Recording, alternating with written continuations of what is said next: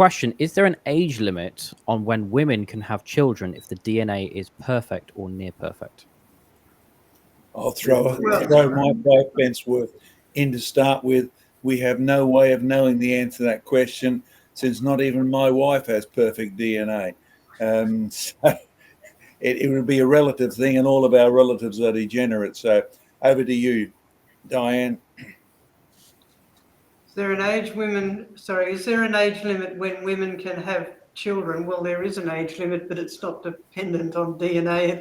It's the body clock that stops you from producing any more any more eggs, which is in our current lifespan about 20 years before the 70 years 70 kicks in. So most women become infertile around the age of 50. But it's not because our DNA is degenerated, it's just you've run out of ova.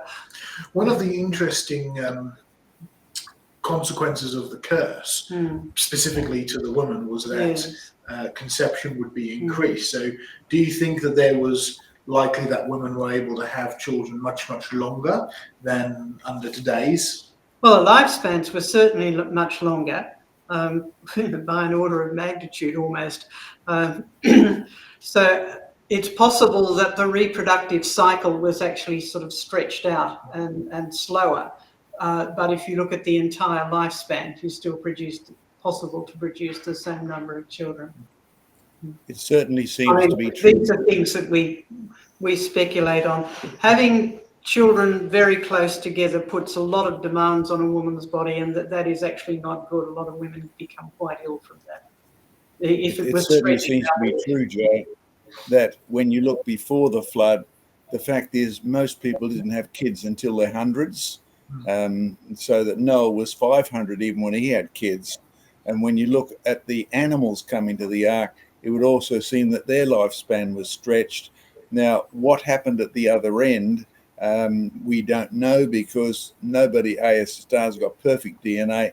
The DNA actually would have to regulate the things associated with the formation of ova and use of them in both man and in animals. But we have no comparison here, because not even John Mackay or Craig has got perfect DNA, or our wives. So it's from what Diane has said accurately, it would certainly seem to be there's always been a limit after death came onto the planet.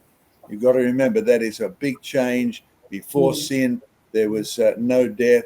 So therefore, we were told to multiply and fill the earth before sin.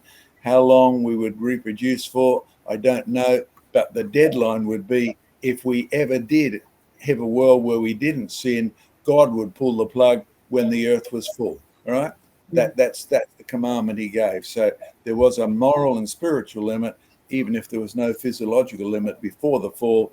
But we don't live in that world. We live in the post-fall world, and there definitely is a problem of age producing hazards in birth, age producing excess weariness, age even in animals doing the same thing.